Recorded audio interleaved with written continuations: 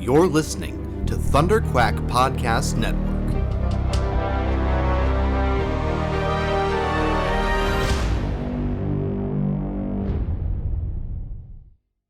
Hey, I'm Joe Hogan, and Ghostbusters is the most important thing to have ever happened ever in the history of ever, and it's my perfect 10 film.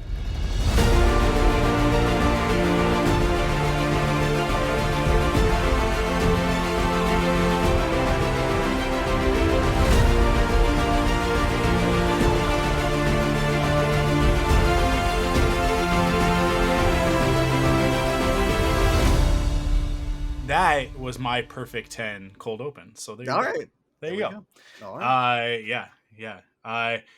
This is the first episode, right? So I don't know what the format of the show is. Cool. I know some things I'd like to talk about. Mm-hmm. I like some starting points of questions. And then we just kind of go from there. We just kind of make it happen. Neat. And yeah, it's like there were a handful of people that I was like, who can handle who can just roll with the punches? Who's clever enough but unprofessional enough to roll in here and just like, I don't know what I'm doing. You don't know what I'm doing. Neither of us know what we're doing, but let's talk about something cool and make it an entertaining podcast. And you were the second person on the list. So, yeah. I'll take sloppy seconds. I think because with the Boba Fett thing, I came to you first. So I didn't want to overplay that favor of like, hey, come to a podcast with me because nobody. Oh yeah, dude, whatever. No, I know, but that's exactly it, Joe. That's exactly it. Is that I know that you're there and that you'll do it, and so I don't want to take advantage of you. You know, I appreciate that. But I hear what you're saying. Yeah, like it's like I don't. Yeah, I'm good. Look, I'm gonna be coming back to you for podcasts all the time. You know that. All right. Cool. But it's also just because this is the best way for you and I to get this one-on-one time, and that's the whole jam. I'm still right? sad about Celebration. Oh, it was just man. like it was just every millisecond of my time was booked before I got there. I didn't realize until it happened. Like, oh my god, I was supposed to see so many people on the one day that I didn't have things. It was Disney, and it just.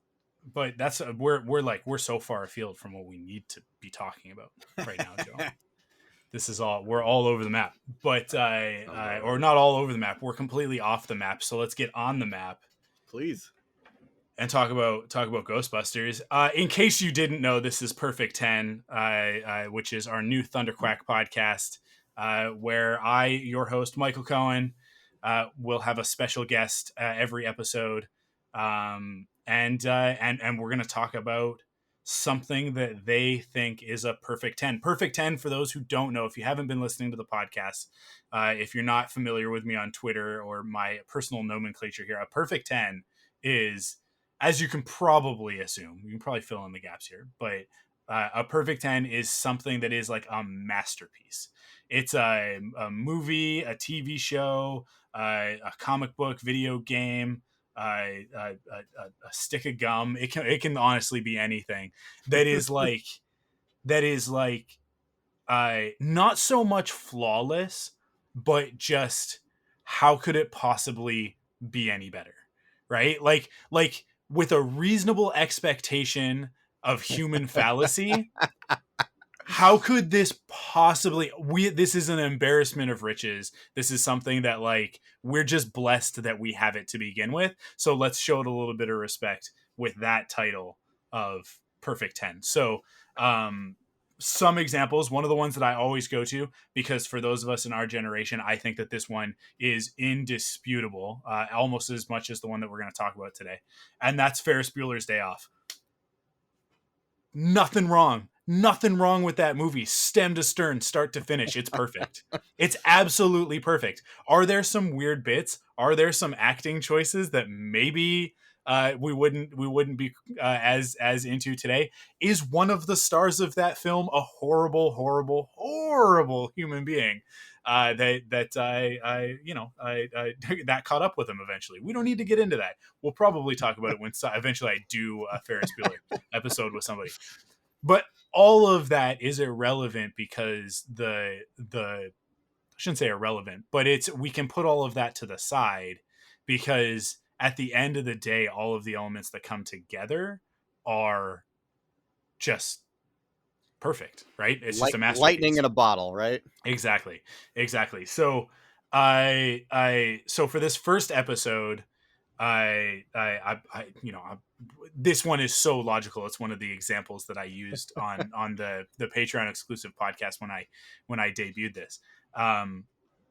And that was Ghostbusters. I literally said, like, because I was running through the list of people who would eventually show up, and I was like, we'll probably like have Joe, and I'll bet you he'll talk about Ghostbusters, because it's like Ghostbusters is absolutely, without a doubt, full of a lot of things that people could call problematic or like there are issues with the movie, and it's definitely from 1984, and that says a lot about it, both in terms of like visual fidelity and let's say some of the ethos of some of the performers and characters in it and writers, but at the end of the day, we can kind of shift some of that stuff to the side. We look at that with a historical lens and say it is what it is, right? At the end of the day, Ghostbusters, right? It is absolutely a perfect 10. So, Joe, I'm going to ask you, my guest, Joe Hogan, who folks might know from his amazing art on the internet. Oh, stop it. I will not. I mean, that's all I was going to say. So, all right, perfect. You stopped. Right. Good. Thank you. Joe, I'm going to ask you to do something completely absurd to us. Mm-hmm. I want you to explain what Ghostbusters is. Okay, cool. So, Ghostbusters is, I mean, really the story of three almost everyman type characters really just going into business for themselves. And, they're not hunks. They're not superheroes. They're crossing into middle-aged territory. I believe they're in their 30s, all the main actors when they first started. And so they saw an opportunity to create a new business based on the fact that New York City at the time is experiencing some spiritual turbulence, we'll say. And, everything kind of aligns really well for them. They're able to build the technology and basically turn into glorified garbage men, right? Disposing of these rambunctious spirits that are haunting and causing trouble throughout all of New York and Manhattan and at large. And it's obviously a comedy, if that wasn't clear. Like there's a horror element to it, but it's mostly a comedy. And really the comedy comes from the juxtaposition of those two things with, and what's wonderful about it from start to finish, it's almost like that analogy of boiling water with a frog in it, right? You start out and everything is very grounded in reality, and then it slowly goes from, a librarian ghost lady, that's scary, to at the end of the film there's a giant 300-400 foot marshmallow man walking down the streets of Manhattan, and you're just saying, oh yeah, that makes sense. Like the suspension of belief is very well this done. Is the logical endpoint of this story. Yeah, of course. Like, how else could it have ended? But yeah, so it's the story of how 4 entrepreneurs, we'll say, end up saving the city from a Sumerian, not Babylonian, ancient deity. And all of the spiritual turbulence that were kind of amplified by its advent to the city. Mm-hmm. Awesome.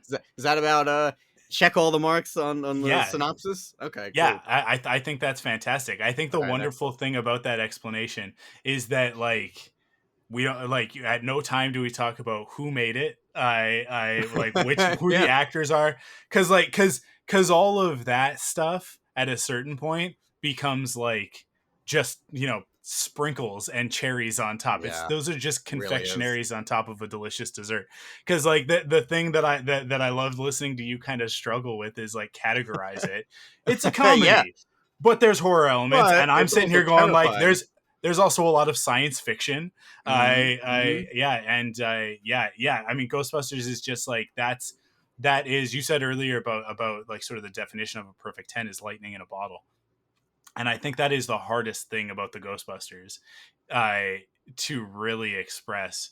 And a thing that I'm noticing with like sort of the younger generation for whom Ghostbusters has just been ever present, and Afterlife sort of brought it back to the fore. And they don't, I'm going to go ahead and say they don't fully appreciate it. And that makes me sound like an old man yelling, "Get off my lawn." But I'm going to explain, because I think that they don't appreciate it because Ghostbusters, and you and I are like, we are the Ghostbusters generation, right? It was pre-existing before us, essentially. I mean, like around the time that we were born, right? So it has been ever present, but like it hit us right square on the bullseye for like the real Ghostbusters and the toys and all of the merchandising and everything. I don't remember a single moment of my life where Ghostbusters was not my favorite thing in the world. Yeah, bingo. Like bingo. really, like, it is my earliest fandom, even more than Ninja Turtles.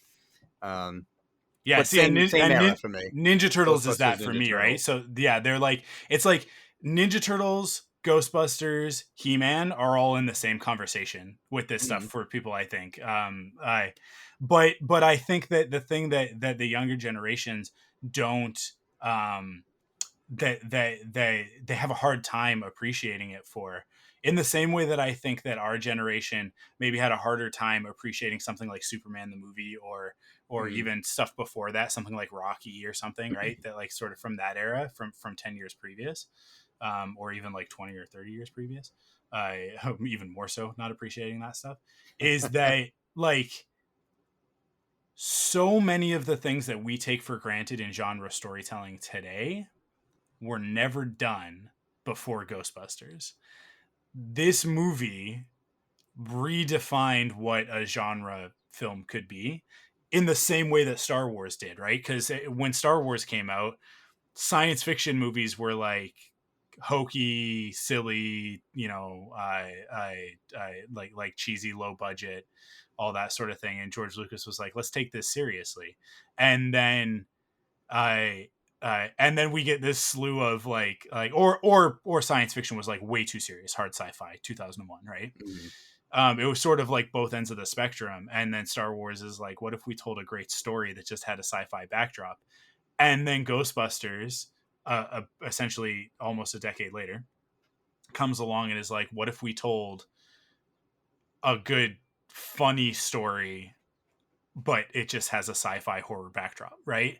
Like it really redefined. Like, listen, Guardians of the Galaxy wouldn't exist if Ghostbusters didn't exist, right? Like that tone would be impossible. I mean, like, time is a river, and it would course correct, and eventually something else would have come out that would have taken Ghostbusters' place in film history. We would have gotten there eventually, right? But in our timeline where we stand right now, Ghostbusters is that thing. It is that foundational piece. Sure.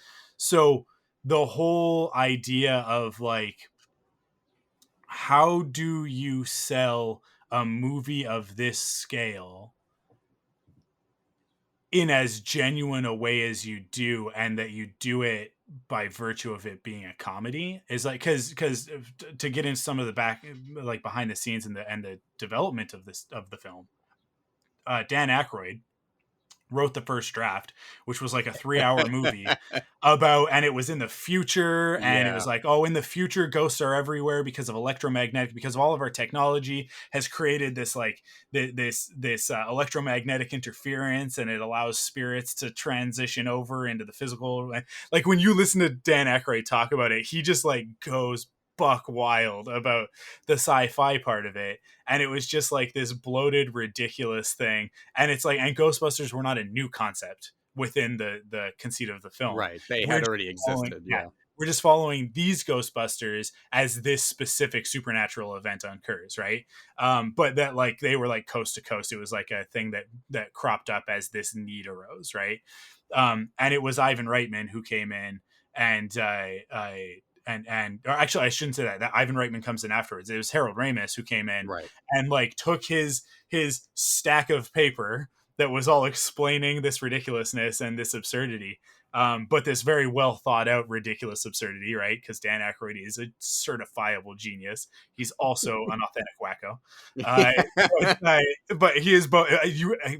We contain multitudes, and Harold Ramis came in and was like, how about we boil this down to a story about 3 guys, sort of thing, and brought it back into the present. And then Ivan Reitman came on, and they worked that even more until eventually you get to this everyman story, which is like, that's how you sell it. And I think that Harold Ramis and Ivan Reitman working together is how you get there, of them taking this completely out there concept from Dan Akroyd that is out there, but knows so well what its own rules are, and like and this is what sci-fi nowadays misses. Sci-fi and fantasy misses this more often than not.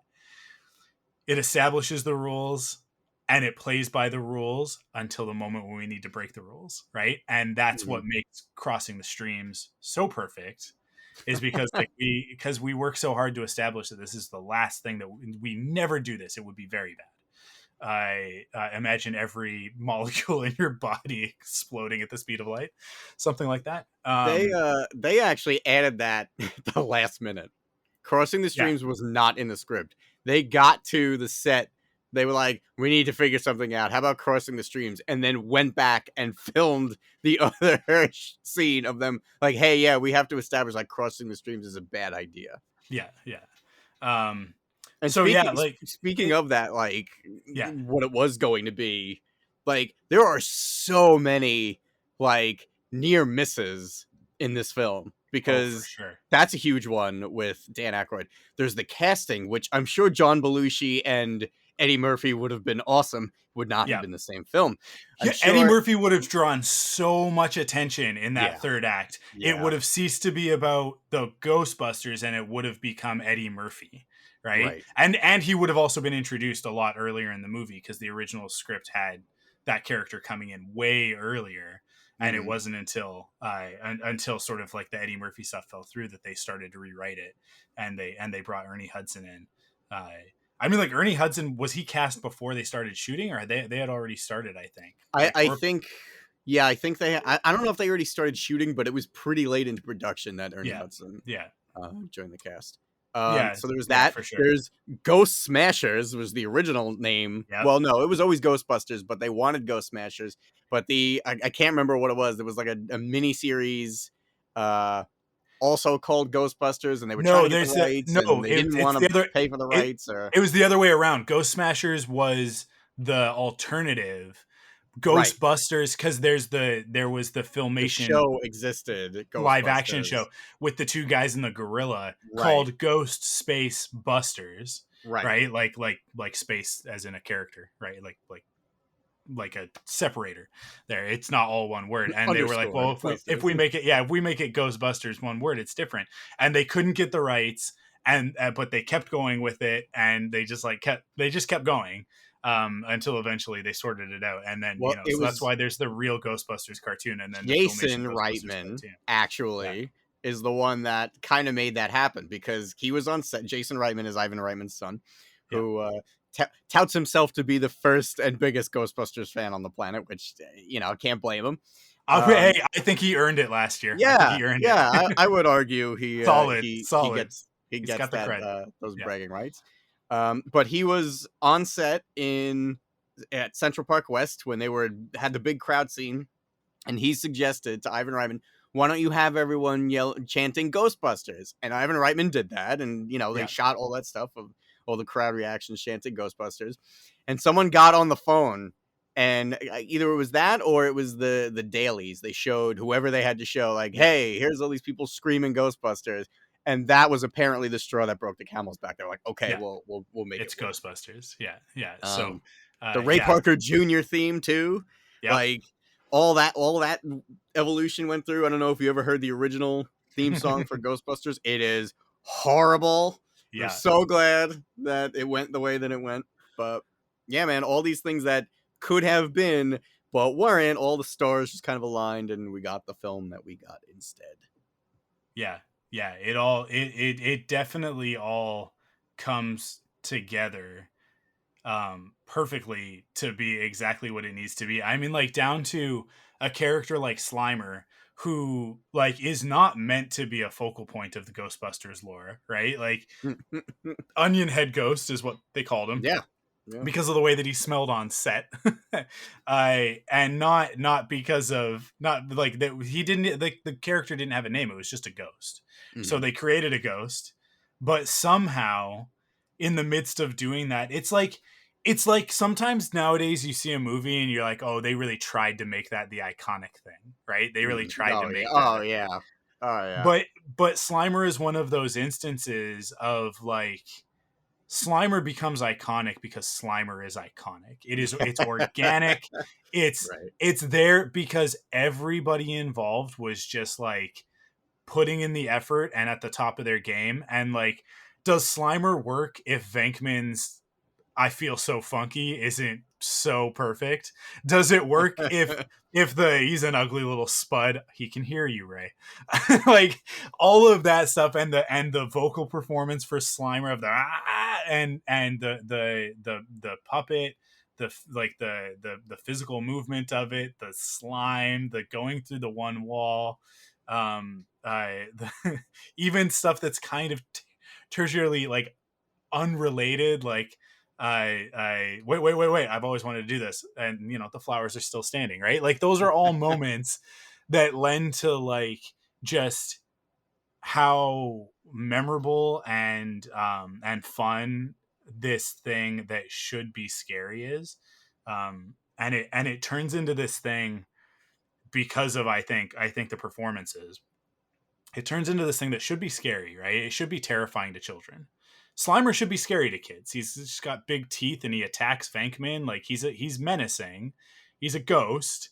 There's not really anything you can do about it, except, guess what? These three guys use science and technology to overcome the thing that goes bump in the night, right? Like, that monster under your bed. Like, they use their wits and intelligence to fight back something unexplainable and unfightable, right? And that all of a sudden, combined with, like, the sort of, like, the wry sort of irreverent way that it's all handled, makes it into a joke. It makes Slimer into a joke, this thing that's actually scary, the terror dogs that are actually scary, right?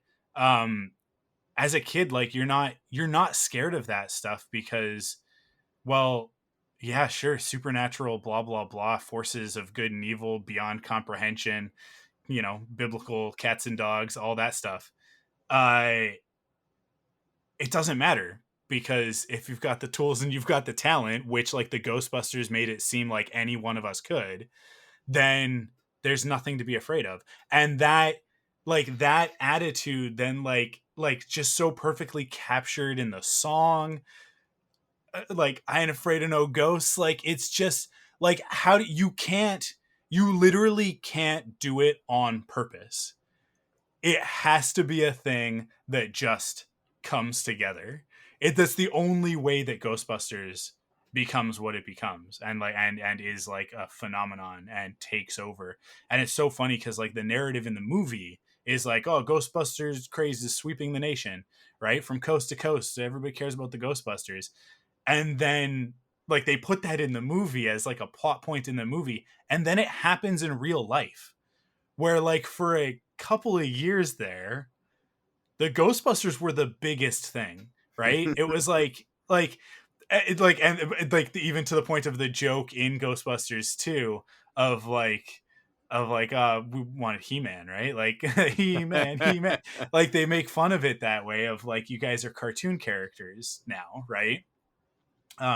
Because they got so big, and then like that's just the way that it goes. So and then like making fun of that in the movie of like, that never happens in the movie, even though for us contextually in the real world it did, right? But yeah, I like just so many of those things, like the genius of having Casey Kasem and Larry King, like it just like those little things. And I think those are things that come from like that SNL pedigree of like, those are skits that would have been on SNL, right? But then when we actually get Casey Kasem and Larry King, now they're not skits, now they're selling this thing, right? And so like you say, it's the frog boiling in water. Eventually we get to the end, and we've been through so many absurd things, and we've laughed at all of it, that when Ray thinks about the Stay Puft Marshmallow Man, and that reveal is like, it's such a perfect alchemy of terror in the way that it's shot. It's like, it's the perfect like Spielbergian Jaws, Close Encounters, Raiders of the Lost Ark, like what's gonna happen, we're building this tension, and then we get the full reveal walking down the street of the Stay Puft Marshmallow Man, and it's just like, you should get up and walk out of the theater, right? But people didn't. They were just like, they were sold on it. And then that also lends into like ILM and everybody working on the special effects across the board that accomplished it. Because actually, like it wasn't just ILM, I think, on the first Ghostbusters. It was oh man, I can't remember. Well, I think Stan Winston worked on it, right? Like with the Terror Dogs. Is that is that a Stan Winston thing? Yeah, I think so. It was sort of like so much of it was like, just get anybody to do this. It's so funny how much of it follows in the footsteps of Star Wars. Like, it's very similar to the way in which Star Wars was made, which similarly, I mean, like, you guys would think that Star Wars would be the first Perfect 10 that we would do, but I think Star Wars is the last one I want to touch, because it's just so, we've talked about it, right? I have another podcast, don't worry about it. But yeah, like, it's just the parallels in their productions, and the fact that like, if one of these pieces, right, doesn't come into place, it doesn't work. I mean, like, it's so weird, because even like, not just the Ghostbusters theme song, but all of the music, the Ghostbusters, the actual Ghostbusters theme, which, oh man, the name just fell out of my head. I was right there. Who composed the actual music? Do you remember? Off the top of your head? Elmer Bernstein. Yeah, Elmer Bernstein, like that, which like Elmer Bernstein bringing in like that sort of like more 1930s, yeah, screwball comedy kind of vibe, something with the theremin, yeah, and the boom boom boom boom boom boom, right? It's like, it's so funny, because if that music was changed, if you go a degree more suspenseful, it changes the whole tone of the movie. Yeah. If you go a degree more comedic, it changes the whole tone of the movie. And neither one of them work as well as what we got. It's right down the middle of where it needs to be. Like, it's a strike right down the center, right? And even cleaning up the town, which is like such a weird, that's the song nobody ever talks about. Yeah. But like, that's the moment that kicks off, hey guys, this is the adventure. Right, everything up until that point is it's actually really slow, right? Like, it's all kind of like this slow burn, and then we got one, and then that piano comes in, and then like, we're going, and it's like the ramped up shot of the Ecto-1 that is very obviously just sped up footage. Even in the 80s that was obvious, And it's like, who cares? Because the cartoon just started, guys. Like they have a theme song, right? And it's like, you guys don't even know. This isn't even their theme song. It's because it could be. It's good enough. Like that song's so good. And I think that people overlook it because it's like that. Like, listen to it. That was written for the movie. That is an original song about the Ghostbusters. Yeah. It's not sourced. It's a song for the movie, and people forget about that. It's very like boogie woogie, right? Like, is that the style technically, boogie woogie? Yeah. It's kind of like got that like almost like ragtime feel to it, almost, right? Yeah, kind of swing. But yeah, like that's how good the music is in Ghostbusters. That there's an amazing original song that everybody just forgets about. It's so, in any other movie you'd kill to have a song of that caliber to kick off your second act, right? And especially in the 80s, because that was the thing in the 80s, was to have an original song. But yeah, like it is one of those things. It's just all those pieces come together. And if any one of them is out of place, we don't have Ghostbusters. Mm-hmm. You end up with, honestly, I don't want this to be like the controversial talking point, but you end up with Ghostbusters 2016, right? That's the whole thing, is that like they tried to catch lightning in a bottle a second time, and instead of like understanding and working with what made the first Ghostbusters so good, even Ghostbusters 2 misses the mark a little bit, right? I love that movie. I know you love that movie. But like, is Ghostbusters 2 a perfect 10? No, it's like a 9.5, guys. It's a 9.5, right? It's definitely like, it's a little bit too postmodern for its own good, of like self-referential, like, you know, and I love some of that stuff, but it definitely makes the world of the movie work less, and it is just a rehash of the first film. So I you know, it kind of just repeats itself too much. But 2016, almost in the effort to be its own thing, misses the alchemy of what made the first Ghostbusters so great. It really, I think, takes for granted the theme song. It really takes for granted Dan Aykroyd's genius, right? And just kind of like plays fast and loose with those rules. And it's like, look, if you're not internally consistent with your own science fiction or fantasy rules, then how can you expect the audience to believe it, right? And that's where you see, like, it's a rare example of a perfect 10 where we have the antithesis to compare it against and go, why doesn't this work? Because those performances in that movie, let's maybe leave Melissa McCarthy out of this conversation, because I think that she camps it up a little bit too much with the physical comedy. But everybody else is like, yeah, perfect, on point, right? Like exactly what you want in a Ghostbusters movie. But then those other elements are off.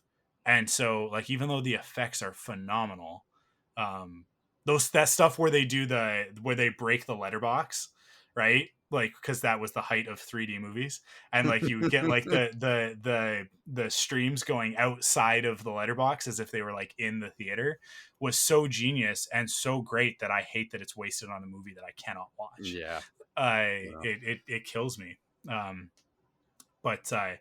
But yeah, like, not to get too much into that, but I just think that it's a great counterpoint to why the first one's so good. Exactly. I think it's so funny, because if you ask me to, you know, gush about Ghostbusters 1, I mean, there's a million things I could gush about, but like, finding a focus is the difficult part. But the reason I feel that 2016 doesn't work in comparison to 1, like, that's something I could touch on.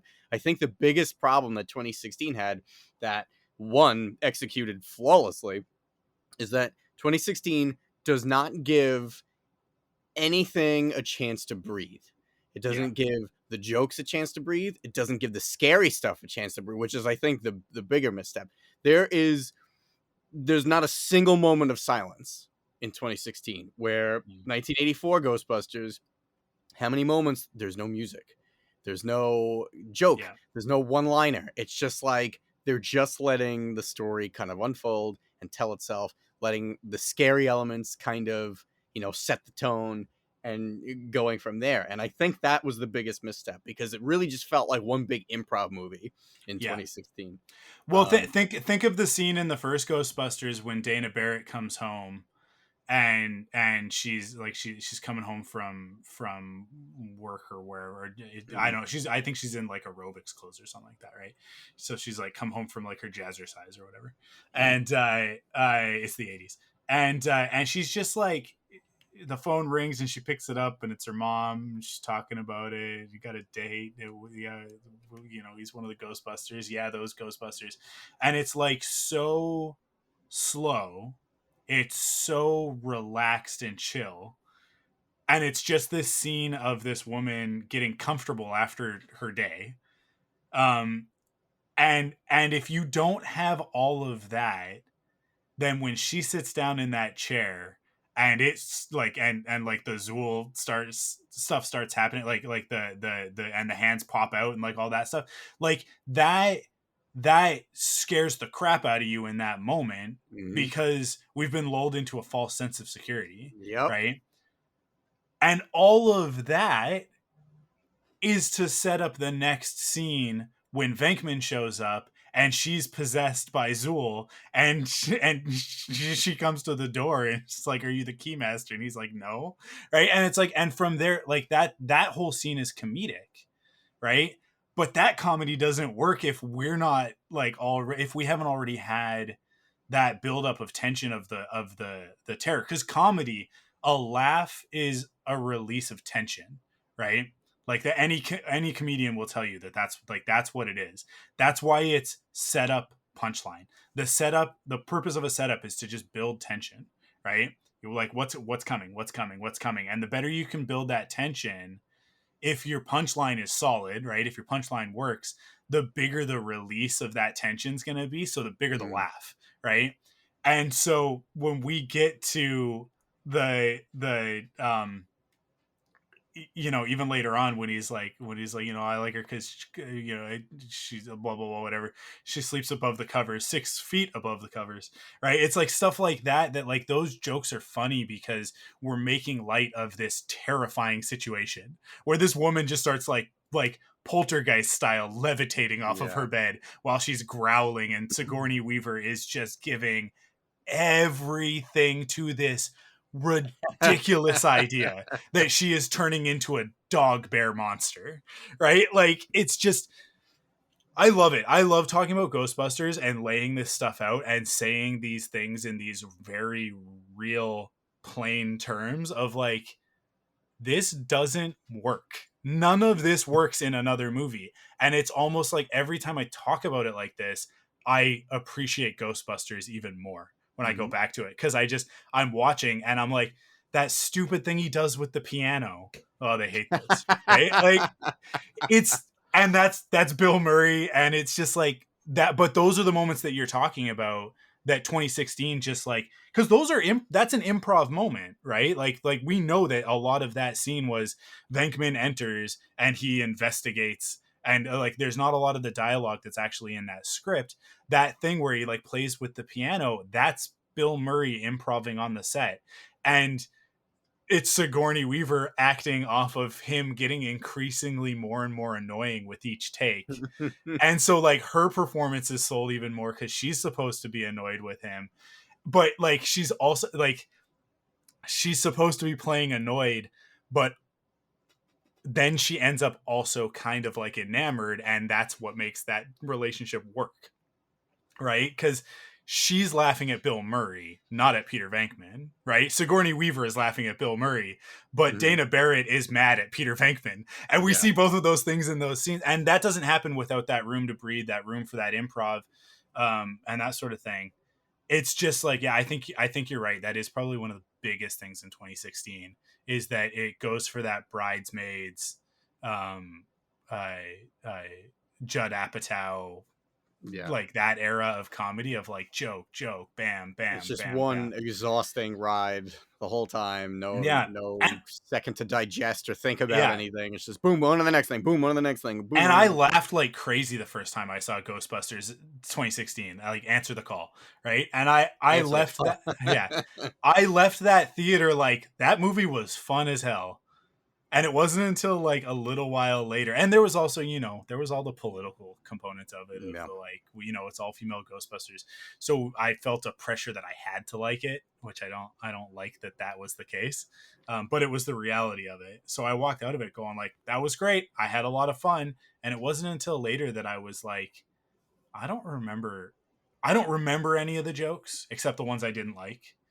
Like the fire hose joke, like when they're testing the equipment. I hated because it went on for too long and it was just too much of the like, okay, Melissa McCarthy fat fall down. I don't like that. Even if she wants to be like in on the joke with stuff like that, I feel like it's in poor taste to other people. Like it's body shaming to other people, even if she's cool with it. It bugs me. It just feels exploitative. But and they do that all the time in that movie. I mean, that's how she makes money. So it's unfortunate. But I derailed myself. I don't know where I was going. Well, yeah, we ended up talking more. Oh, 2016. But like I just like I couldn't remember. Like the motivation of the bad guy. I still don't really. I guess he just wanted to be a ghost or something. I don't remember. Like he turns into a ghost at the end, and and he becomes the no ghost symbol instead of the Stay Puft Marshmallow Man. And it's like, and the Stay Puft Marshmallow Man was a balloon that they blew up, and it was like, I don't understand why any of this is happening. And that was shot him in the wiener. Yeah, and it was just like, I don't remember the movie that well, and I've only ever seen it the one time. Which, like, I am such a Ghostbusters fan that that's it. It hurts my heart. It hurts my heart. I've shown the girls all of the Ghostbusters movies, right? Mm-hmm. And we've watched a whole bunch of. I mean, Real Ghostbusters used to be on Netflix. Nice. Car and I used to watch it all the time. Not there anymore, but it is on Prime now. It's not in Canada, unfortunately. Man. Yeah, it's a bummer. But I eventually I'll just buy it on Apple and then I'll have it. But but we've never watched Answer the Call. We've never watched it because I just like, I can't bring myself to sit through it, knowing what it is and how it goes, and that they catch a ghost with nowhere to put it. There's no containment unit. It just like, which like is just, it sounds like, fanboy, like, it's not like the original. It's not that it's not like the original. It's just that like it has no logical endpoint.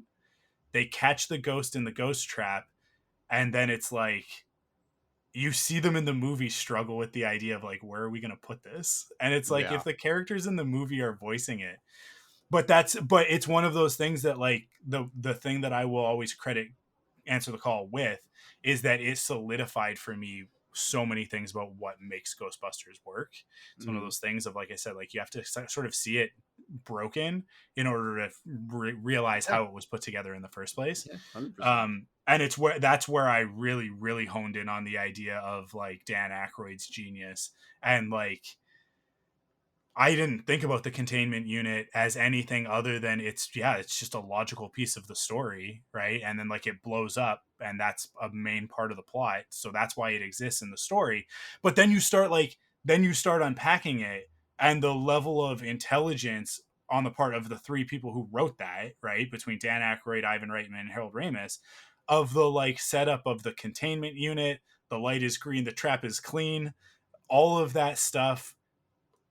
Don't shut down the containment grid. It'll blow up. Like we set it all up. And so then at the end of the movie, like we totally understand what has happened. We understand that like these guys have been catching every one of these ghosts, putting them in the same place, and now they're all out all at once, right? What was a difficult situation before is now completely untenable, right? Because they were like, because right before that scene, it's like, do you have any? Did you stop to think why we've been so busy lately, right? Like they're talking about, we got to hire another Ghostbuster, and then they do, and then they're still exhausted running from place to place, and we see it in their performances of how tired they are, which is all telling us if all these ghosts got out, there's nothing the Ghostbusters can do about it now, right? It's gonna take a huge effort to stop this. So, yeah, I don't know. Like it's so well constructed. I've talked a lot about Ghostbusters, and you've talked a fair amount about Ghostbusters. Okay. I'm gonna get you to talk some more by All right. specifically asking you to talk about your personal connection to Ghostbusters. So like your first memories of it, sort of thing. I like what spot does it hold in your life? Because I know personally from talking to you how important it is to you and to who you are. But like, tell everybody else your personal connection to it. I mean, I guess I touched on it before that it is, as far as I can remember, my earliest fandom, and Ninja Turtles was a close second. Like I always loved Ninja Turtles, and I always remember being a fan of Ninja Turtles. But if I was gonna watch a movie for the 4,000th time, it was gonna be Ghostbusters 2. So I constantly, and Ghostbusters 1, my relationship with, okay, so are we talking about the franchise or the first film? We're talking about the franchise in this Okay. context, right? Because obviously it's going to be hard to talk about Right. your connection to it without real Ghostbusters and the Right. toys and Okay. everything. So, So yeah, well, yeah. So I think my first real exposure was Real Ghostbusters, because obviously it was a cartoon. It was, yep. it was just one of those things that I watched and got into, and my parents were uh, never left me wanting for anything, and I had the Ecto one and the Firehouse and the figures, and as far as I know from the story that I am told, Ghostbusters 2 is the very first film that I had ever seen in theaters. I don't remember seeing it in theaters, but it was the first film that my parents had taken me to see, because I was such a big fan of the cartoon, and oh, there's a new movie coming out. Let's go take little baby Joe Hogan to go see it. So there's that. And then my earliest memory of seeing the first Ghostbusters film, and this I actually remember very vividly. So I was already a big fan of 2, and obviously the cartoon, and I had all the toys, and I had a proton pack, and every time we watched Ghostbusters 2, I put on my flight suit. I actually had a Ghostbusters 2 flight suit and my Yeah. proton pack, and every time they fired at the ghost, I fired at the ghost. So I was already a mega fan, but I had never seen the first one. So my parents and my grandparents, we decided, oh, we're gonna make a big production. We're all gonna get together. We're gonna make popcorn. We're all gonna watch it together in the living room. It's gonna be a whole big thing. I sit between the arm of the couch and my grandmother sitting next to me, and I'm all excited. The movie starts, and the librarian ghost pops up 5 minutes into the film, and I flip out. I don't. This is too scary. I don't want to watch this. Let's say. So we gathered everyone around to not watch Ghostbusters. I don't remember what we put on, but I remember losing my mind and freaking out, terrified of the first Ghostbusters. Yeah. So it took me years. Really, I think it was probably like 7 or 8 when I finally said, I love Ghostbusters. I really want to see this movie. I'm going to watch it. And I was still afraid at 7 or 8 years old. So first or second grade, whatever it was. But I fell in love with it. Of course, most of the jokes went over my head, like the dream sequence of Ray. That went over my head. A lot of the innuendos and all that stuff. But I love that movie. I was terrified of it, but I loved it. And there's something, for the longest time, Ghostbusters 2 was one of my favorite films of all time. But over time, the older I got, I still watched 1 over and over and over. And the older I got, the more I appreciated it, and the more I understood, and the more, I picked up on the nuances and the things that made it work so well. And, now I'm an ultra fan. So if you can't tell by my accent, I am based in New York City. So for me, Ghostbusters is a New York movie. So is Independence Day, even though Independence Day takes place everywhere else. That's one of my other perfect tens, Independence Day. But Ghostbusters is, of course, like it's based in Manhattan, and I've had the amazing luck that I can hop on a train and a boat and then be in Manhattan in about, you know, 40 minutes, and then I can hit all of these landmarks that Yeah. I grew up watching, and it never really occurred to me like, oh yeah, this was all filmed in my backyard, so to speak. And so I don't remember if we mentioned Carla Clare. Every time Carla Clare, our mutual friend, visits from Boston, we always make a point to hit all the filming locations in Manhattan. So we've done all the locations from 1 and 2, really everything. You know, Columbia University, the Ladder 8 Firehouse, the New York Public Library, the quote unquote the Manhattan Museum of Art, which is actually the Museum of the American Indian in Lower Manhattan. You know, outside the Metropolitan Opera House, which is where, you know, the little fountain and the when Bill Murray is wearing the orange jacket, does a little spin around. He does the spin, which is like, I get, man, I love it. This is how I know that you and I are like we're just soulmates in this way. Is that the way that you just describe that, of like, you know, when he's wearing the orange jacket and he does the little spinny thing, and it's like that, because that is like so just stamped into every molecule of my brain. Yeah, and I don't know why. Yeah. I can't explain to you why that specific moment, but like, if you asked me to pick one scene that absolutely defines the character of Peter Venkman for me, it's that scene, and it's specifically that ending of that scene where the whole thing is like, it was nice to meet you, like like all that, as they're walking away, he's being such a jerk, and then he just looks over at this guy on roller skates spinning, and he just starts spinning too. And it's just like, this man is a sociopath. Like, or not a sociopath, he's a psychopath, right? Like, yeah. like he's just completely anarchic, and and yet, like, he's the leader of the Ghostbusters. He's Peter Venkman, right? And like, he's a hero at the end of this movie. Yeah, man. So that's so funny. Keep going. Keep talking. Oh man. Well, not a lot has changed from childhood, because now I have an adult size. Well, I'm not very tall, so a maybe, let's say, youth size flight suit. I have a replica proton pack. You know, we've hit the locations dressed as Ghostbusters, but we've also gone to, so I live in Staten Island. There's it's called the Conference House. It's basically something that was used as a post during the Revolutionary War, that supposedly it's very, very haunted. So a bunch of my friends and I, all dressed up, including my fiance and Carl, we all went there to like bust the ghost. You know, we didn't go inside. We don't want to be disrespectful of any actual spirits that might be haunting the place. But we, you know, had a fun little photo shoot there. And I mean, we are very outspoken and celebratory of our fandom. And also, I guess another really cool thing that I can say, you know, I am a professional artist. I freelance full time. And one of my favorite gigs of all time is I got to do a sketch card set for the Cryptozoic Ghostbusters trading card set. So that was really awesome. That, like, you know, we were allowed to basically do anything we wanted except the video game, I think, was the only thing we couldn't do. Which I have another memory specifically for the video game. So obviously, I always wanted to be a Ghostbuster. If I could choose anything from any fandom, I would be a Ghostbuster before I would be a Jedi. I want to be a Ghostbuster more than anything in the world. So when the video game was announced for, I think it was 2009, came out on, you know, Xbox 360, PlayStation 3, and probably PC at the time. And, you know, they had the other versions, like the Wii version and I think PS2 also, but they were like slightly different. The art style was different. So I wanted the more realistic version at the time. My, at the time, girlfriend was a very, very, very chatty Cathy.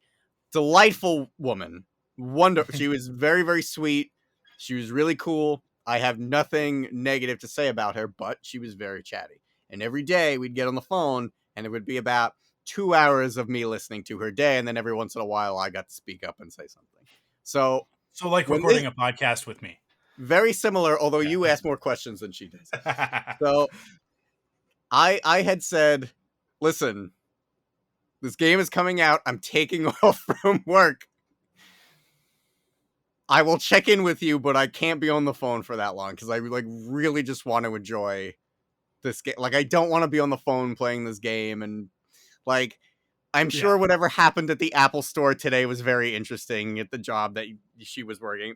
But I really just need a day for myself. I really, like, it's not that I want to ignore you. I just don't want to be on the phone. I'm so excited to play. Man, that was like a 3-week long argument that started. that was not what you wanted to hear, but I dealt with it because I wanted my day to play through Ghostbusters. I was like, you know what, I'm going to deal with it. I don't care. Probably a jerk thing in retrospect. I don't know if I could have worded it a little more. See now, but that's why that person, I despite all of their better qualities and stuff like that you saw in them, that's why that person is your ex-girlfriend. That's right. And why you get married to the type of women that we get married to, right? Because I don't think you'd have that problem now. I think I think that Tina would absolutely understand. I'd be like, oh, hey, you got to do what you got to do, right? Tina would probably be like, hey, I won't bother you. Could I watch? Like, exactly. Like, exactly. And Crystal, I know, like, when there is something that it's like, hey, this is a thing and this is it's like, yeah, I mean, I'll get flack for it because it's like you still got to do the things that you got to do around the house, but and when you have kids, it's even harder. But as much as possible, she will support that sort of stuff. So yeah, that's when you're a geek like we're geeks, that's how you know that they're the one. Yeah. Oh yeah. when they don't just tolerate it but support it, right? Oh like, yeah. They go that extra step. 100%. And that was also for me at the time. I wasn't freelancing yet, so I was working full time in advertising. So when I took a day off, it was like I had to actually tell them in advance, hey, I'm using a vacation day. And I used a vacation day to play through that game. I think it came out on a Friday, and so I took off the Friday so that I'd be ready. As soon as that game arrived, I would have the full weekend to play. So that wasn't just like, oh yeah, I'm just not going to work today. Like now I'm a freelancer. Like, yeah, I'm just not going to get anything done today. Whatever, to take my day off. But I'm trying to think if there's any other really big, notable thing. Oh, I have a story about my mom, which is kind of funny. I don't know if I'm going too far on the anecdotes right now. Or go for it. You need me to reel it in. So the first time I actually worked Comic-Con as an exhibiting artist was 2015. And so I was stuck at the table the whole time. And my mom was very sweet. My mom had both knees replaced and still has a kind of a hard time walking. And she brought like a walker. And at the time, I don't think she had them replaced yet at that point. But like her knees were not good. So really she had this walker that had a seat on it. So anytime she needed to chill out, she had the seat. But she came by herself. She drove from Staten Island to Manhattan to go to Comic-Con, to support me. It was very, very sweet. So, oh, how's it going? Like, oh yeah, it's good. Not really doing much. So she would go and got me and my friend Mike food. We were splitting a table. It was very sweet. And then she's like, all right, I'm going to go look around. So she goes and she meets Danny Glover. And she goes, my son loves you in Ghostbusters. And Danny Glover's like, what? So she brings me an autographed photo of Danny Glover. Hey, I got Winston's autograph. I'm like, oh my God, Mom. Oh no. And it was very thoughtful, but my mom has not seen Ghostbusters very, very often. So that's adorable. That's thought adorable. That counts. All right, I have one more very, very quick one of my grandparents, actually, again. So my grandparents were always very supportive of the fandoms that we love, Ninja Turtles, Ghostbusters, all that stuff. We were very spoiled. We appreciated what we got, but they spoiled us rotten. So there was one year that the thing that I wanted was the like role-playing toy, the Ghost Nabber. So I already had the Ghost Trap, I already had the Proton Pack, I had everything that was there, but they did the Ghost Nabber, which was based off of the little contraption that Bill Murray's using in that scene with Dana at her apartment. But this was the thing I wanted. I saw the commercial. Oh man, this is the thing I want. It was sold out everywhere, but Christmas was coming up, so I asked Santa for it. And, my parents were having the worst time finding it. And finally, my mom says to me, it's maybe like 2 weeks before Christmas. She goes, Joe, it's really hard to find. You know, we're having a difficult time finding it. We might not have it in time for Christmas, but you know, when we find it, we'll make sure that we get it." And I said, "Don't worry, Mom. Santa Claus will get it. I asked Santa for it. He's gonna have my back." And my mom was like, "Oh no!" So my mom tells my father's parents and my grandmother, God bless her soul, forced my grandfather to drive to every toy store in Long Island to find this thing, and they found it. So they were in central Long Island, and they found it in the very, very, very, very like easternmost point of Long Island, which is very long. So they found it, they got it, and apparently it was the first thing I opened on Christmas morning and didn't care about anything else that I got. That's the mistake. That's the mistake of your parents, of like letting you open that one first. That's the one that you hide behind the tree and you finish. You got to finish everything, and then you got to go, hey Joe, I think there's something else behind the tree for you. That's because that's the classic trick, right? That's how you do it. That's and that is, I'm so thankful to my parents that like the theatricality of Christmas is so important in that respect, even till today. That you know what though? If it were me, nailed that stuff. Yeah. If it were me, Santa would not have gotten the credit. That wouldn't have been a Santa found it trick. That would have been no, Mom and Dad, Grandma and Grandpa found it. Yeah. Santa Claus brings, I don't know, people should, I hope that people have taken small children out of the room. Why are you listening to this podcast with your small children in the car? But in this house, Santa Claus gets you one thing. He brings you one thing. Because in the year 2022, there's a lot of kids at school that might not get all of the things that they asked for Christmas. They might only get one or two things, and they might only get like one thing from Santa Claus, right? Okay. So in this house, Santa brings you one thing, and what you ask Santa Claus for, if you were a good kid, he's going to bring it for you, right? So we're very careful with them of like what did you ask Santa Claus for, right? And that's the thing that came from Santa, right? Okay. And then everything else is like is us. We take full credit. And like I say that to all parents of like, take credit. Like, you worked hard. Yeah. You provided that thing for your kid. Yeah. Do not feel guilty taking credit for that. Like, you still leave that magic of Santa Claus there for them for as long as possible. But also, like, you don't want them going to school and being like, Santa Claus brought me a new bike and a Nintendo and blah, blah, blah, blah, blah. Yeah. And then the other kid's like, yeah, I got a comic book. Right. And it's like, so you want to be sensitive of that. Right. And have your kids be sensitive of that. These are more teachable moments and stuff like that. But yeah, speaking of kids and Ghostbusters, my girls love the Ghostbusters. That's awesome. Kara in particular, like, Ghostbusters is one of her favorite things. So yeah, like going and seeing Afterlife, being able to see a new Ghostbusters movie for the first time with her. Although, I'll be clear, I did see it before on my own, but that was so that like I could like watch it and make sure, because she was only 5 at the time, right? Like, so it's like, is she going to be okay? She's handled the other ones. I mean, Kara has seen all of the Ghostbusters movies except for Answer the Call. She's seen all of the Jurassic Park movies except for Fallen Kingdom, because I can't bring myself to watch Fallen Kingdom again. We skipped it. We were gonna watch it, and then it was like, oh, it's not on streaming services anymore. I'm not paying for it. So we just kind of skipped it, and I was like, so they took the dinosaurs off the island and then they escaped and now they're everywhere. Got it? Cool. We're gonna watch Dominion. So she can handle this stuff. She's watched a lot of stuff that's like sort of above her pay grade. But yeah, I wanted to make sure. But seeing that with her for her first time, and the other great thing of going and seeing it myself was that I got to go see it, enjoy it for myself, and then on the second one to really just sit and watch her watch it.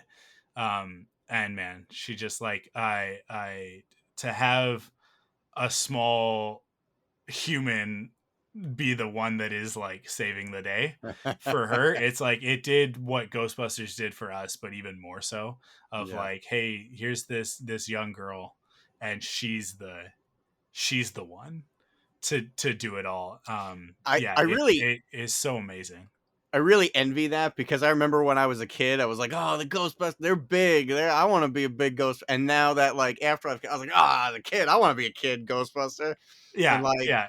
it was like this We can't catch a break. weird We can't catch a shifting. break. Yeah, yeah. I mean, I relate to the Ghostbusters now more than ever, but Oh, in dude. a lot of ways. But that's yeah, it's funny. I had the same thought, like, "Oh man, the kids these days are eating well for as Yeah, if they're Ghostbusters fans." So yeah, that's super yeah. cool. So what does she like want to be Phoebe now? Like is that the thing, or is it just like It's Phoebe's a I think Ghostbuster, I can be one too kind of yeah. thing? I think the great thing about the Ghostbusters and even like the original film to a kid, even to a I mean like we watched Ghostbusters for the first time when she was like 3. And she puts on the proton pack and shoots at the ghosts when we're watching the movie and all of that stuff that you talked Yeah. about. Exactly the same. I have an Awesome. awesome picture on my Instagram of us watching Ghostbusters one day, and she stood in the right place, and I took the picture at the exact right time that it looks like the proton beam is coming out of Oh, awesome. her backpack, like out of her neutrino wand. It's just so perfect. So yeah, like the great thing about Ghostbusters is that like you don't have to want to be one of the characters, like because anybody can just be a Yeah. Ghostbuster, Anybody, yeah. right? So like I can remember when I was a kid, I had a Ghostbusters jumpsuit as well. I that we got from oh man, JC Penney. Yeah, no, not JC Penney. What was the other one? It's not. I don't think it's around anymore. Macy's, Sears, No, I can't remember. I can't remember now. But one of those types of stores, one of those department stores. mhm. We went down to the States because I am in Canada. So we went down to Bellingham. We went to Bellis Fair Mall, and we went to this department store. And I, I, we got, and it was like on the rack. I was 5. So, and this was the summer. This was our back to school shopping trip. And this thing's on the rack, and I You was came like, to the States to do a back to school shopping trip? well, the Canadian dollar was stronger at the time, so our Wow, money went okay. further, and things were cheaper in the States. Okay. So yeah, that's what we do. It's Bellingham's like 45 minutes away, so Mm, it's like it's not okay. a big deal because we're right at the border, right, in Vancouver. And I lived in Richmond, which is even closer to the border. It's like 15 minutes to the border. Um, not the way my dad drove though. He drove so slow. But the way my mom drove was like 10. That's probably being really generous, but in any case, like you get across the border and get to Bellingham in about 45 minutes. So we went down there to do the shopping, and they've got this Ghostbusters outfit on the rack. And it was just me and my mom. My dad had taken my other brothers off to do something else. It's just me and my mom, and I was like, I gotta get this. I have to get this. And my mom, like to her credit, like no hesitation. Okay. Like Yeah. just, yep, of course. Right. Knowing how important it was to me. Um, and then the conversation came of like, of first day of school. Sorry, not first day of school, like picture day. Right. Which is like in like the second or third week of school of like, oh, it's picture day. And I was like, I'm wearing my Ghostbusters uniform. Nice. Attaboy. Um, and the thing about this uniform that I had is that you could look it up. You could probably find it. I Bon Marché. That's where it was. Yes, I got there. At the Bon Marché. Yeah, that's that. Do you guys have that on the East Coast, or is that a West Coast thing? No, I had never even heard of that, Okay, it might honestly. have been a West Coast thing. But that's where it was. That's where we got it. And you guys, you can. I've looked it up online before. This specific suit, like it was like a thing, and it didn't have a name badge on it. Where the name badge would have been was actually like a graphic of Slimer with like an explosion, sort of, like a starburst explosion type thing Okay. behind him, like he's getting zapped. Mhm. And it always bugged me. And I was always like, I need to get my name on this. And I can remember having a conversation with my aunt, not a real aunt, but like a friend of the family, close friend, my Auntie Terry, about it, asking her to like that I need a name badge for this. And it was like we didn't end up getting one because it was like the graphic was like a vinyl graphic on it, right? So you couldn't really take it off. But having this conversation with her of like, I need to have my name on my Ghostbusters uniform. It's important. Like, that's the Ghostbusters have their names on their uniforms.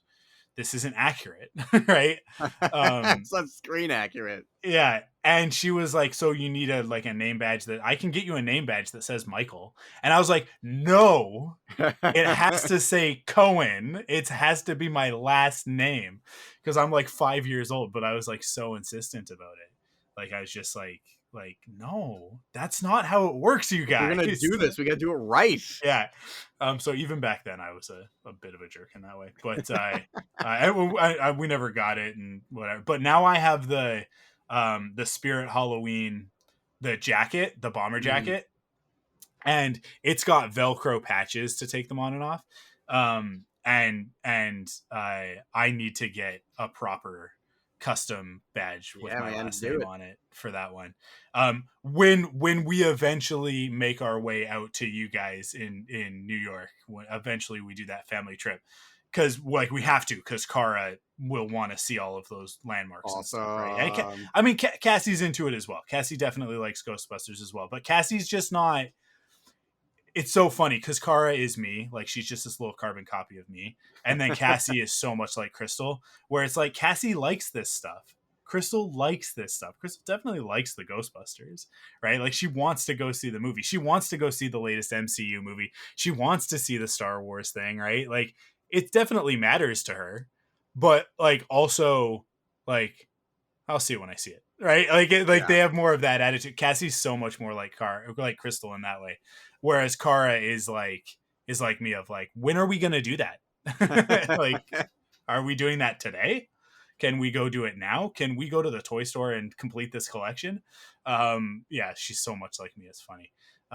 So I know that like, it's going to be this thing of like, we're going to come out there and we're going to hang out with you, and I'll have my jacket on and, and a proton pack and whatever. And Cara will have her get up that we'll have gotten for that trip, and you'll be decked out. And then Crystal and Cassie will just be dressed normally, like going like, yeah, okay, guys. Okay, that's the building. We saw it. Can we move on? And it's like, no, we have to get more pictures. We have to pretend more things. Yeah, no, that is definitely like we've talked about that before. Like, we are definitely going to do that at some point, probably in the next few years. Right, while they're still little and it's still magic to be like, there it is. That's the Ghostbusters firehouse. I don't know, man. I've seen it so many times. It's still magic for me. Every time Carl comes and we go, it does not get old. It really does not get old. But when you're a parent dragging a teenager along on a trip, it doesn't matter how cool the thing is. Yeah, they're gonna be grumpy about it, right? Unimpressed. Yeah, it's like, hey, we're gonna go on that tour of all the Ghostbusters stuff that you've always wanted to see. Yeah, but I have a boyfriend now, and it means that I'm gonna be taken away from him for 2 weeks to go to New York. I can't be on my phone the whole time. Yeah. Well, I mean, like, by that time, we're talking about 10 years from now. Phones, what are those gonna be? They're gonna have chips in their heads. Anyways, and ghosts will be real because of all of the electromagnetic interference. We're gonna put chips in our heads and then be able to see all the ghosts, and then somebody's gonna have to exterminate the ghosts. And then, Joe, we're gonna go into business for ourselves. All right, I'm in. you earned it. Yeah, I'm there. I'm gonna take back some of the things I said about you, Mike. Thanks. Awesome. I think we did it, man. I think that's a perfect 10. I don't know, because this is the first one, so it's like, where's the ending? I don't know, but no, we did it. We did kind of the three things that I wanted to do, which is what is this thing? A little bit about the behind the scenes from somebody who cares about it, or a couple of people, I should say, and then our personal connection to it, why we love it so much. I mean, like, the only thing that's missing here is listener feedback, but this is our first episode, so I didn't really expect to have much. I do know that there are some folks out there who definitely care. So if you're listening to this and and you want to let us know about your stories about Ghostbusters, I'll include them on the next episode, even though that episode's going to be about Transformers, the movie, the soundtrack, with Tyler James Nichol. But the Michael Bay one, obviously, right? Yeah, exactly. But I'll make sure that before we get into the Transformers stuff, that we talk about a little bit of the Ghostbusters stuff from you guys, the listeners. So hit us up. The best ways are on Twitter. Oh my god, I should know the Twitter handle for ThunderQuack off the top of my head, but I don't because I'm awful. It's because we've changed it in the past. I wish it was just at ThunderQuack, but that's somebody else. Somebody else already got that one. I'm vamping while I load TweetDeck and bring it up. It's ThunderQuack Pod. I think because it used to be ThunderQuack Net, and then we changed it to the podcast. So it's at ThunderQuack Pod on Twitter. It's ThunderQuack Podcast on Instagram, and you can search us ThunderQuack Podcast on Facebook. We also have a Discord, which is going to probably be the best way to do it. Is come join the Discord and message us there. We've got a channel specifically for Perfect 10 where you guys can drop that stuff in there, and I'll read a couple of responses on the podcast next time, and also send me your stuff about Transformers, the movie, the soundtrack. We're talking about The Touch, all right. We're talking about Dare to Be Stupid. That's what we're talking about on the next one with Tyler, who had no hesitation. Absolutely none. When I told him the premise of the show and what I and asked him what would yours be, he was like, Transformers, the movie, the soundtrack. No, didn't even have to think about it. And I was like, that's beautiful, because that's exactly what I want, which is what is the thing? Because everybody's got one, right? So that's it. That's it for this episode. Joe, where can people find you if they wanted to find you and you wanted them to find you? Because that's kind of the thing on the internet now. It's where do I want to be found? So what you're saying is the door swings both ways. Is exactly what you're getting at. Exactly. So Joe Hogan Art is my handle on just about everything. I'm pretty sure Twitter, Instagram is where I'm posting my more recent work. I'm on DeviantArt. I don't post on there too frequently anymore. I have a YouTube channel that is a little inactive, but I plan on doing more stuff. And I think that's the main four. And I'm on Facebook too. So awesome. Yeah. Cool. Well, I highly recommend everybody go follow Joe. He's been posting some really awesome fan art lately. That Mega Man one is I don't know how you get that so crispy, dude. Yeah, it's very, very, it looks like the 3D model from Smash Brothers, right? Well, that was not what just I referenced. I absolutely referenced that model. No, for sure. But it just looks like it looks like a filter on it. Basically, it's so precise. Were it so easy to do it that quick? No, yeah, exactly. No, it's super, super good, and yeah, I love every time you do anything Zelda, it's always so good. And of course, the Star Wars stuff we don't even need to mention because that's your bread and butter. But that other stuff, I love it. I love it when you do stuff that's not Star Wars, honestly, because it's that's when I get to see. That's when I get to see you really flex. Stretch my legs a little bit. Yeah, exactly. Bingo. Well, thank you very much for those kind words. No problem. Cool. Awesome. Well, there'll be a whole rigmarole at the end of this for you guys, so I'm not going to say all my stuff, but but yeah, you can follow me on Twitter at ArcWolf and on Instagram at ArchangelWolf.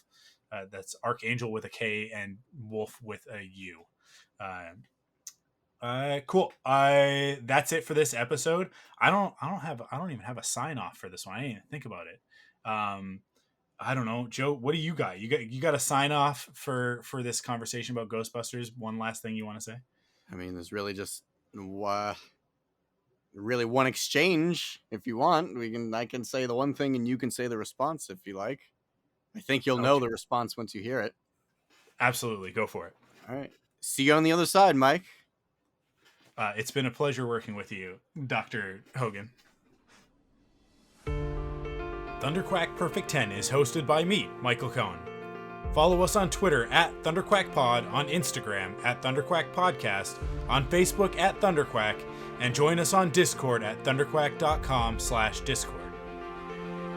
Support the podcast by heading to patreon.com/ThunderQuack to get early access, bonus episodes, and the ThunderQuack Perfect 10 pop quiz. ThunderQuack Perfect 10 is part of the ThunderQuack Podcast Network. Thanks for listening.